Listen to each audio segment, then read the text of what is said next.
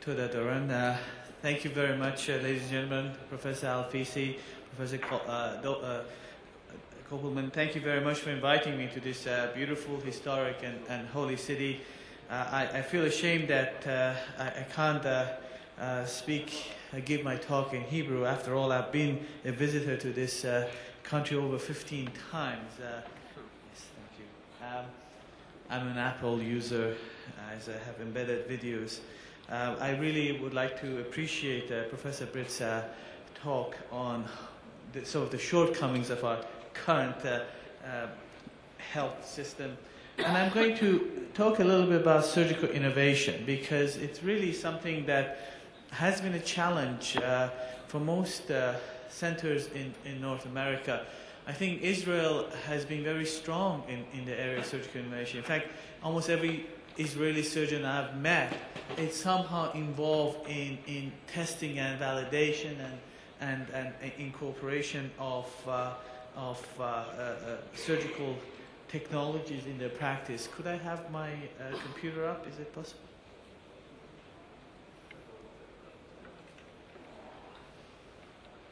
So I've chosen the topic Rocky Road of Surgical Innovation because it really is often a very tough road, as some of you who are involved in this, and maybe something that we can do better in training our residents and fellows and medical students to understand the challenges of innovation. Maybe they'd be better at it. At university level, we are very good at promoting research and publication. And sometimes we use the word research and innovation synonymously, but although they go hand in hand, they are not. I mean, research is creation of new knowledge, and sometimes, as I said, in university we are good at creating and sharing it, whereas innovation is making that research more useful and apply it to everyday life. And there is often a bridge between research and innovation which is not well constructed, and many of the research that we do at university falls through the cracks and never find its way into innovating our lives. Really, and again, unless that research does find it applicable to everyday life, it really was wasted research. And most countries are looking back and saying how much money we spend a year in research and how much of that is actually leading to some useful outcome. And the answer is not very pretty. President Obama, in this year's State of the Union address, so challenged Americans. The first step in winning the future is encouraging American innovation. And it's something that most countries are focusing on. Still on research, but as much on innovation and taking that research to everyday life and to the homes and to marketplace, because that's the only way you're going to create new jobs, a new wealth, and frankly improve quality for our patients. So really, when we talk about surgical innovation and surgical research, they go hand in hand. And unless we have a way of taking that research we do into improving the quality for our patients, we really haven't done our patients a great deal of favor by publishing on the research that we've done. When you look at Global Innovation Index, and again, this is a ranking which is made up of looking at many scores at how a country take new ideas into new markets. Actually, Israel, for its size and the amount of funding and GDP it actually puts in innovation, it is doing reasonably well. I would say that in medical innovation, it's probably towards the lead. This is really Innovation Index looking at all aspects of innovation. As you can see, United States for years was the leader, and it's, as Professor Britt pointed out, it's slowly moving downwards because it has not focused on that. My own country is not doing that well. As you can see here, Israel in many indices does very well. The area which does not do well is the amount of funding the government is putting into innovation. It's 24th as far as the GDP that the government invests.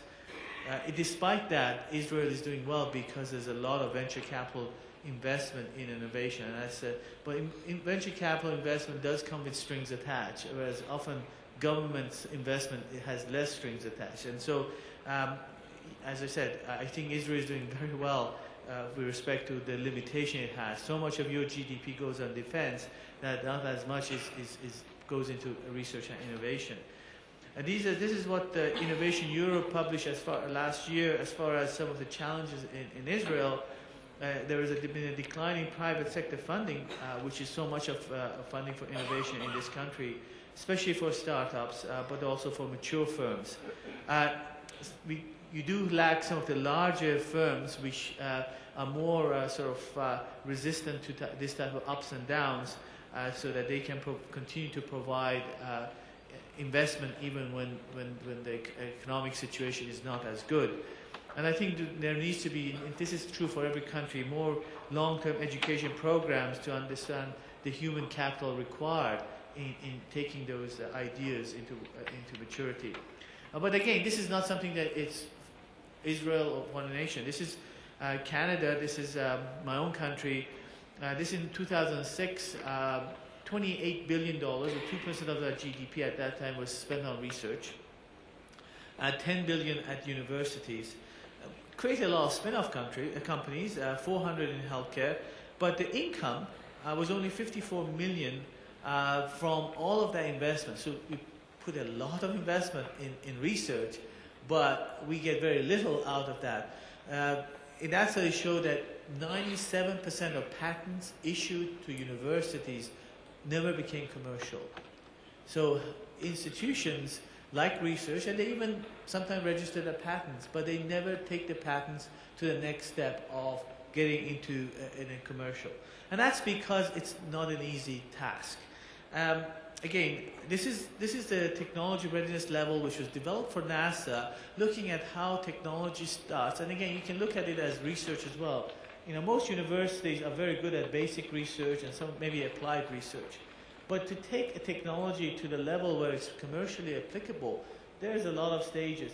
And it's this middle ground where, you know, you've done some research, it's some great idea, but before you can look at it and say, is this commercially viable, needs a further stage of development. That's where it often breaks down. Most granting agencies are great at granting research at this level. There is no granting agency, or very few granting agencies, which actually give you dollars to take that research and develop to the point where a company comes and says, I like that idea, I can do something with this. And this is an important, they call it value of death for most new ideas. And that's where increasing amount of concentration in most countries is done, is to say, how can we bridge that gap a bit better? My own experience has sort of taught me that effective demonstration of usefulness of new ideas is not necessarily a guarantee that it would become an overnight commercial success. And that is a very difficult lesson for any researcher to learn. I'm an academic, as was mentioned. I live in a country which is very vast, the second largest land mass in the world. Only 35 million people live in this country, most of them in the southern cities. There is 1/3 of Canadians live in this vast northern part of Canada. I mean, take an example, Northwest Territories here. That's a province, a territory larger than Europe, has 35,000 people live in this.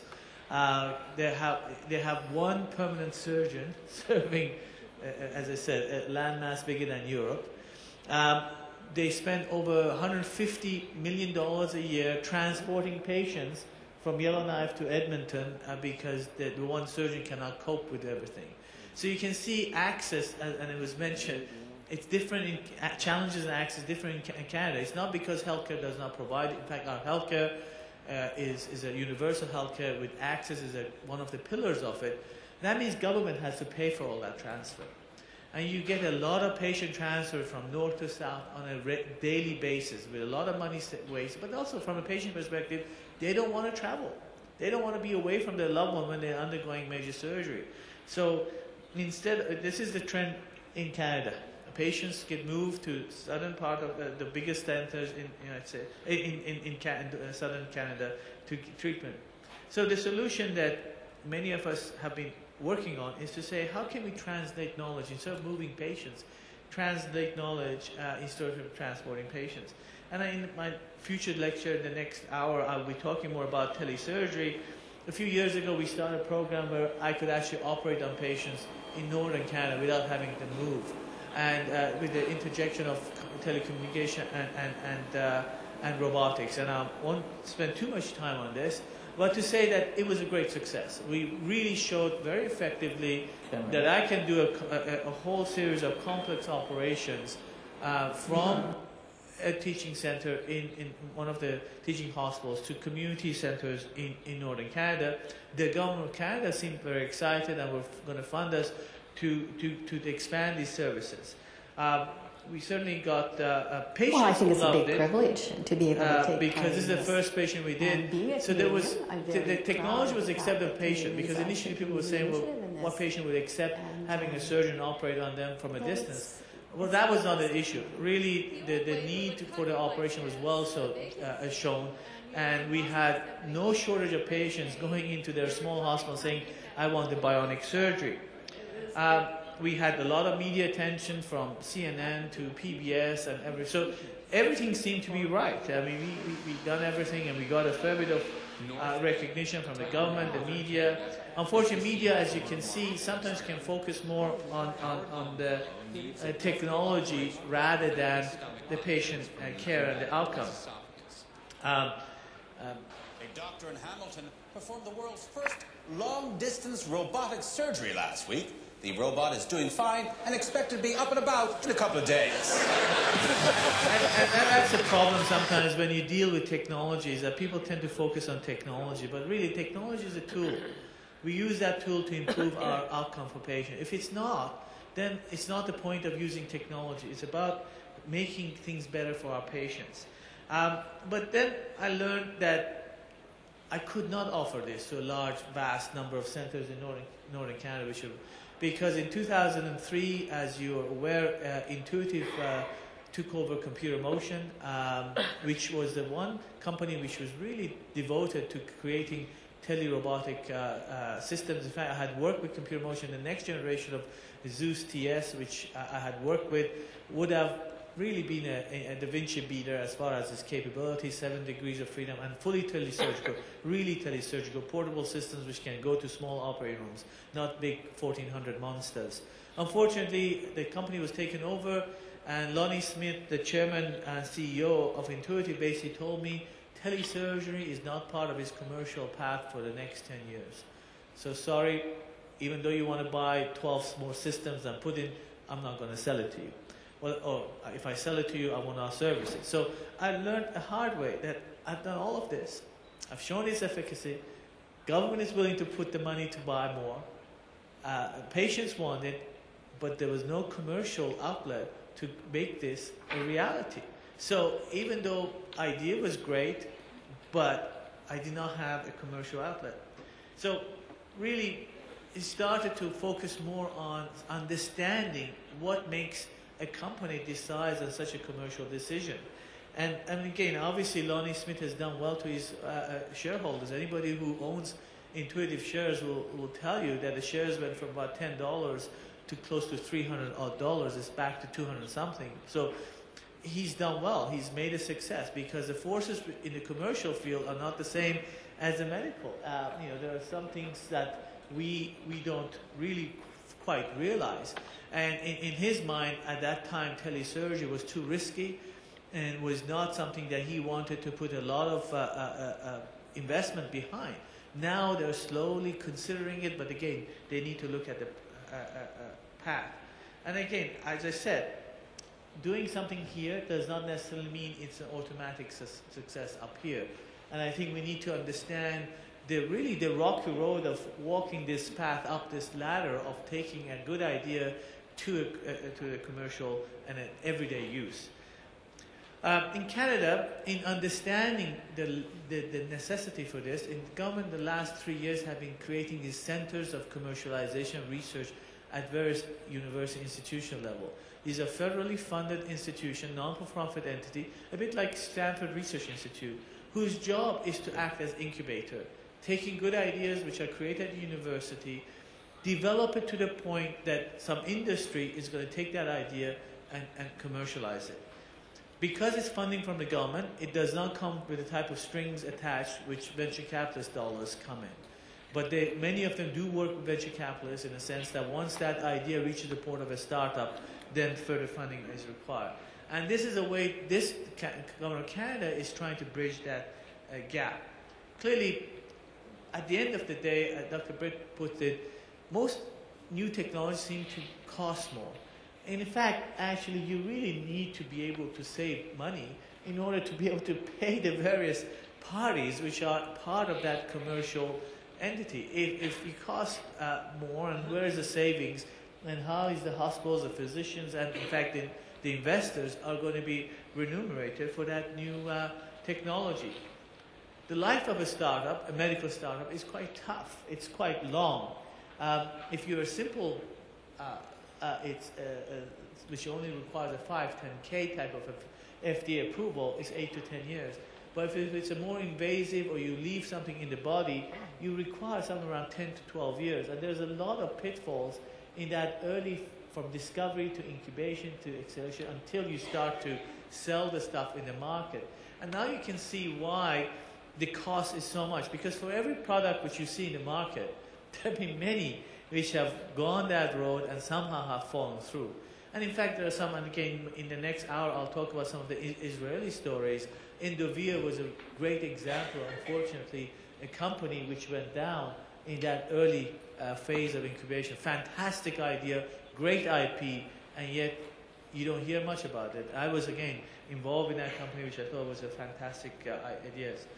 So there are lots of challenges, regulatory barriers, we can disrupt specialties, and I'll come to, and reimbursement. And I want to showcase this difficulty with this sedasis dilemma. I mean, how many people have heard of this new product by Ethicon Endo? It's the first sort of adventure of Ethicon Endo into electronics area. And in fact, probably lost Kevin Lobo, the president of Ethicon Endo US, his job because of the issue. About 10 years ago, Ethicon realized, and as they're trying to increase their foothold in GI endoscopy, that there was a challenge in more endoscopy suite, that physicians wanted to use propofol. And they could not give the propofol without the anesthetist. They didn't want to get the anesthetist into the endoscopy suite because that really would change the whole paradigm, increase the time, etc., etc.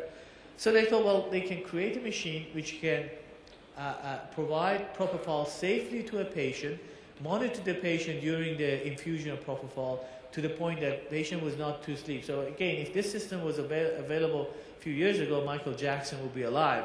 So this was really to provide safe propofol infusion during endoscopy. And a lot of money went into creating this. And it's a fantastic machine. It does its job. You can use this, you can give your patients propofol during colonoscopy. Patient will wake up. In fact, I had it, and you go, I drove home 20 minutes after my procedure, whereas, if I had a narcotic, I couldn't do that. The challenge was that in the 10 years it took to take this thing to the market, endoscopists in the US couldn't wait. They had to get their anesthetists into their suites in order to inject propofol. So now the paradigm has shifted. And for them to take this sedasis back to the endoscopy suite, now they need approval of the anesthetists who are now running those centers to say it's safe to inject propofol with sedasis. And of course, they're not going to sign that. So now they've invested all this money, they have a fuel cell. So that's, again, when you do developing technology, you have to be aware of the disruption of specialty and the reimbursement of physicians. And finally, again, one of the other challenges, as was mentioned, and again, that affects the cost of some of the technology, is that as the technology is increasing its sales, all companies are aware that there are emerging stuff already being developed which will later on disrupt them. And this whole, an eye on disruptive technology and developing the next, and as it was mentioned earlier, almost every company which is producing, I think Alfici mentioned about the transistors, that's absolutely true. Any company which is selling a product, they already have the next 2 generations, or what they think is the next 2 generation in development, or else they won't be showing you or selling you what they have. If they didn't, they'd be easily disrupted. And I think that's one of the challenges with most companies which are tool makers and robotics, because they're worried that robotics would disrupt their whole area. Just to finish, most of us cannot tell what the future is going to hold. Clearly, I believe technology is here to stay. I mean, 10 to 15 years ago, very few of us used internet regularly. Now, none of us can walk around without our cell phone, which is our internet device, our camera, everything else. I think technology is a useful tool in the hands of every surgeon. What we need to do is find a way to make those technologies cheaper and more accessible. And that's something which I think is a challenge, but I think is the future. What are we going to see in every country nowadays? There's going to be more research dollars directed towards areas which have more commercial and customer value. Research for the sake of research is not going to get funded easily anymore. Most research applications are now require some form of commercial outlet if that idea is proven to be valid.